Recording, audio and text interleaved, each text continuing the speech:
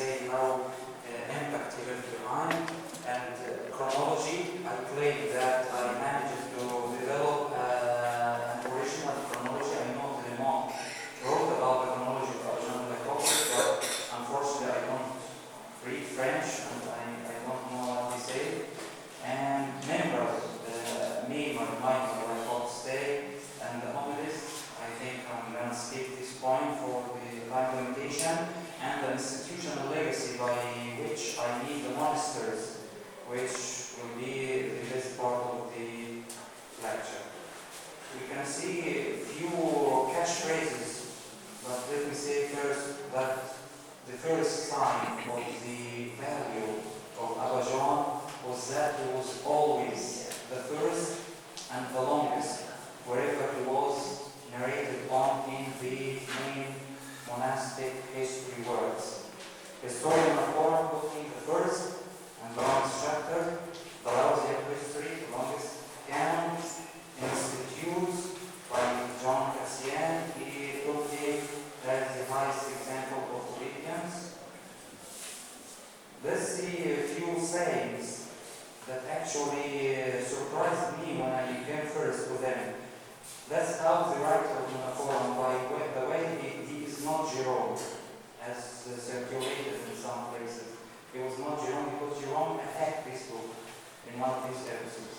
As a foundation stone for our task, let us take John as an example of everything which is good. Let's see how to say.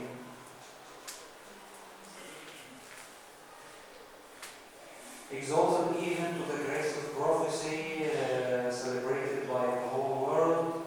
That was the father of Abraham, as I remember, in institutes, John Cassian institutes, quoted for the monks of Nitria.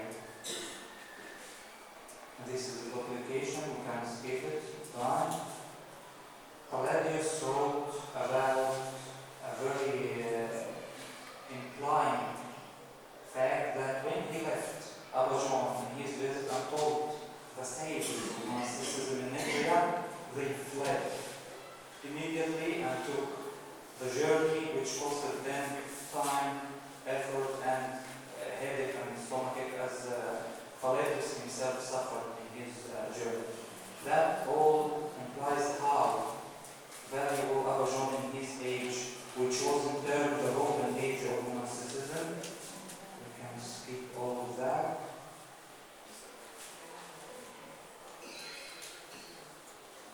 This is very interesting. No reputation as a contemplative ever except that of the seer and prophet of the Tibet, the perfect Orthodox saint. Scholar Irene Hauscher is one of the highest authorities of studying John Lycopolis, and he said that. This is very critical with my Coptic brothers because of against myth. And I have here a myth. This myth, yet it is not true historically, but I have an implication that tells. Because it says that Abba John Lycopolis lived until the Chalcedon Ecumenical Council, which means Copts under the persecution of the Chalcedonian debate recalled a hero. Those were living in Sohar. They had their own patron saint, who is the famous and most influential character in Coptic history on molding the Coptic character. I mean, Abba Shmuda the Archon. And he is already connected with the events. But they thought of Father John Lycopolis as the hero of their imagination to oppose the empire, to stop him, and to testify for the Coptic faith. By the time of Chalcedon Council, St. John of Lycopolis had been passed away for 50-something years. So even mythical, but it tells. The chronological biography is quickly born in 340 or 350 and very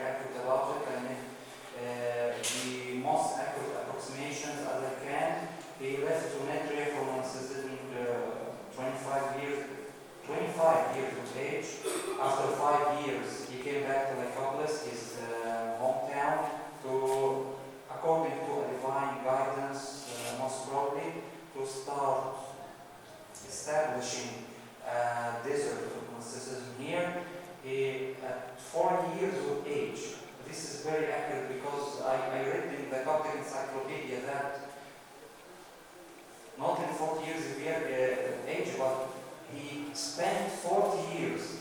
That's what is written in the Coptic Encyclopedia.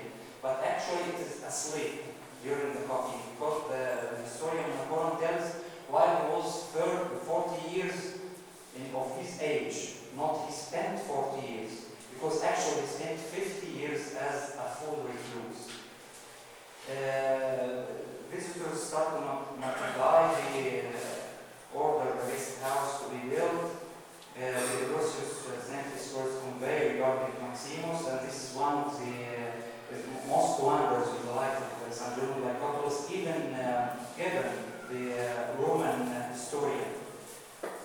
He is not Roman himself, he is British, but he was a historian about the Roman Empire, and he said, I wonder how it come that the emperor of the whole earth waits for the consultancy of a monk in the end of the world. But that's how he was valuable with the emperor. Again, he received Palladius is famous, you can skip it. This is very interesting also and not well known. In the Abba book, it is written that Dolus, the disciple of Father Basel, said that we visited